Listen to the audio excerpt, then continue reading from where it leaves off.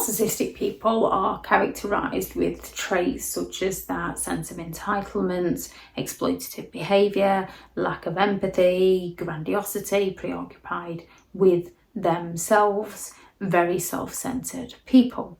Therefore, they often display very strange behaviours that when you've either grown up around it or when it's been brought into your life slowly, you don't always recognise it as toxic behaviour. A narcissistic person will very well justify and excuse their behaviour to you, to the point where you might start excusing and justifying their behaviour to other people who are on the outside, who can sort of see the kind of person you're dealing with. Not everyone can see, especially when you're dealing with a covert narcissist. However, there are quite a few behaviours that narcissistic people display that are toxic. And if we ourselves display any of these behaviours, we need to check in with ourselves. A narcissistic person won't check in with themselves. They'll just blame everybody else, excuse and justify their behaviour so that they don't have to change their behaviour. So when it comes to you needing their support, when it comes to you being ill, when it comes to you being in hospital for various reasons, unless a narcissist is in the love bombing stage, so they're looking to show you just how amazing they are. So 6 years ago they were there for you, and now all of a sudden you're ill and they've disappeared on you, but you can remember the person that was there for you, but they complain that it's because of your negativity that they don't want to be around for you anymore, so you question and doubt yourself. When you're in hospital for whatever reason, they fail to come and visit you, claim that, well, they need to go to work to earn the money, and as people do need to work to earn the money, you can kind of think, well, yeah, fair enough. Whereas with a narcissistic person, it's simply because they don't care. You'll often find out they weren't at work at all. They phoned in sick and had the day to themselves, but they fail to be honest with you. They leave out certain bits of information, or if they turn up, they make it all about them and how hard it is for them. They simply lack the empathy to care. So unless there's an audience that they can impress, including you, they're not going to be there for you. Impressing strangers is another one, which shows in that aspect, when they first meet you, you're a stranger to them. So if you end up with an illness, they will be there for you while ignoring their own family. Yet they'll happily fake an illness to gain sympathetic attention. So a narcissist will impress strangers. They will boast about who they are as a person. They will exaggerate, or they will play the victim of how their family doesn't appreciate them to gain the validation that they deserve better, rather than explain to those people who they actually are. They also value the opinions of others over their loved ones. Now, we can all have an opinion that perhaps isn't the best of opinion, and someone who cares about you will say, I think you need to just think about that a little bit longer, and you can think, actually, yeah, they were right. Or you can have a loved one where you just have a difference of opinion, but you can see each other's point of view because you have the empathy to care about each other. And then you can have narcissists where you try to help them and support them in some way and offer them some perhaps unsolicited advice, and they slam you down for it. They attack you because they're arrogant and believe that they know better. And then somebody else 2 weeks down the line can tell them the same unsolicited advice that you gave them, because we're not always that keen on unsolicited advice, and they take it on board. And you can think, I told you that a couple of weeks ago. They will deny or not, you never told me that, you never said that. Why on earth would you think of something like that? Or they'll come up with it like it was their own idea. Or when you're trying to discuss something with them about something that's important to you, they'll come at you and say, well, everybody else thinks. Well, so-and-so thinks, which is the exact opposite to what you think, to try and cause that self-doubt within you.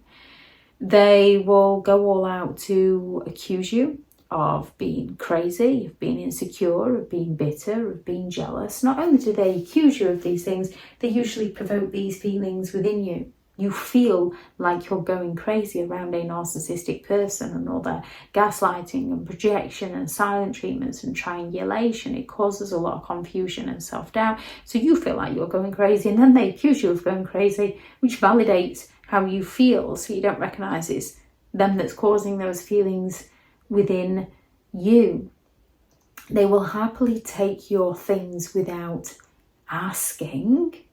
And then when you discover this, they'll either have that feigned ignorance of, wasn't me, I didn't do it, no, I never touched your stuff, you're losing things, you must be losing your mind. Or they will claim, well, you gave it me, you gave me that. Or they'll just return it broken, no regard, because they don't care about other people's belongings. They're very protective of their own belongings. They lack the empathy to care about other people. So they will happily take your things without asking. However, they'll not share their things. Their things are theirs. Kind of that what's yours is mine and what's mine's my own attitude. So they'll not share their things. You can ask, oh, can I borrow some ladders? Oh, no. Oh, they're a bit old. Oh, I wouldn't want you falling off them. Oh, you don't really want to borrow my ladders. Now, partly this could be because they recognise how they treat other people's things and think you're going to do the same. Partly it's to sabotage you, to stop you doing what it is that you wanted to do. Can I borrow your bucket? Oh no, it's got a hole in it. And then you turn up next week and they're using it because it's absolutely fine, or they can't find it. So they'll happily take your things without asking. They feel entitled to your stuff. However, you're not allowed to touch any of their stuff.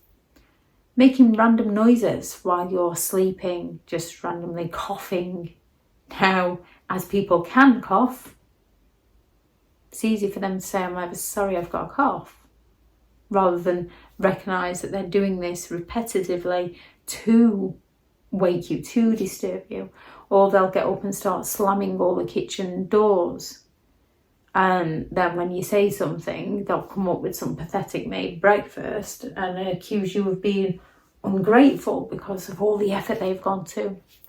When in actual fact, someone can get up and make you a breakfast and make a little bit too noise, even though they're trying, when you're trying not to make too much noise, and then inevitably you make a noise and you're like, So someone can actually just get up and make you a breakfast and bring it up, but they'd be like, I'm sorry, I didn't mean to wake you up, I was just trying to surprise you. And then you can say, thank you, it's appreciated. However, with the narcissist, you kind of get that intuition that that wasn't their end game. Their end game was to disturb you and then cause an argument with you and blame you for it, because it's that repeat pattern of behaviour where they do random things. Now, as we know that we can have busy lives, so people might need to get up and get ready and might make a noise, you can kind of excuse and justify their behaviour rather than recognising that it's every time you get to rest, they find a way to wake you up. They will hurt you, they will mock you, they will criticise you, they will judge you, they will humiliate you in front of other people and get other people to laugh at your expense. And then accuse you of being too sensitive, of overreacting, of not being able to take a joke because after all they're only joking. Someone who cares about you would respect your personal boundaries and often wouldn't want to humiliate you in such a way. Now, as you can get a couple, perhaps, these wedding cake smashers that are viral on the internet are a great example, because you can have two people that just enjoy a bit of a giggle, just enjoy a bit of a laugh. They're both in it and they both shove a bit of cake in each other's face and they're both laughing, and you can tell by their demeanour and their manner that that's just the kind of couple they are. And then you can have one that specifically says, you don't want this to happen. Yet a narcissistic person will go right ahead and do it and then try to make out that your boundary was in the wrong, that you're no fun, that you're miserable. Or a narcissistic person can potentially do it to provoke the other one, and then when the other one reacts badly, it then makes them look like the narcissistic one.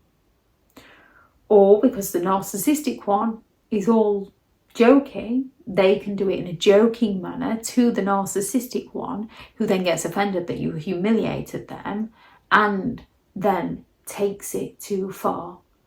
Which is why on a little clip, you can kind of judge through the other person's body language. But we shouldn't judge because we don't know the full story. We haven't lived their lives. We don't know their characters, their personalities. We're just getting a 10-second clip of their lives. With a narcissistic person, it's that repeat pattern of behaviour where they humiliate you, or if they feel humiliated, they have to get you back. And then they accuse you of being the one who is causing the problems, who can't take the joke. They go all out to provoke feelings such as anger, resentment, bitterness within you. And then they accuse you of being angry, resentful, bitter. So that you question yourself and not their behaviour. They will have a whole family, and then they will just up and leave that family and move straight in with somebody new, ignoring their own family, impressing the strangers, treating them well. So they believe they've met such a wonderful person, while their family is left to pick up the pieces and looking for answers and looking for solutions. Because whenever there's a breakup, especially when there's children involved, there's things to be resolved. But a narcissist doesn't want to do this. Instead, whenever you get in touch with them, they're going to tell everyone how you're jealous, you're bitter, you're obsessed. You won't leave them alone, to validate the narcissist, that they believe they're special, they believe they're superior, they believe everybody wants them. Because even when they've left you, they don't let you go. You're an object to them that they believe they're entitled to just play with to fit their narrative at any given time. There's lots of strange behaviours narcissistic people display. Any you notice, please do add those into the comments for people reading through. Thank you very much to all the returning subscribers, and your continued support of the channel is greatly appreciated. If you are new to the channel, I'm Elizabeth Shaw. This channel is all about narcissistic behaviour, to give you more understanding of the people you might be dealing with within your life, how to handle yourself around those people if you cannot go no contact, and different methods to find what works for you to help you understand and overcome narcissistic and emotional abuse. If you do find the information helpful on the channel, please do subscribe.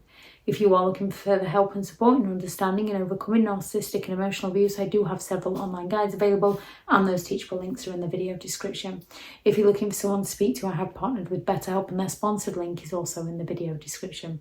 I do also have a couple of books out, a Narcissists Handbook, which is the ultimate guide to understanding and overcoming narcissistic and emotional abuse, and 15 rules to deal with narcissistic people.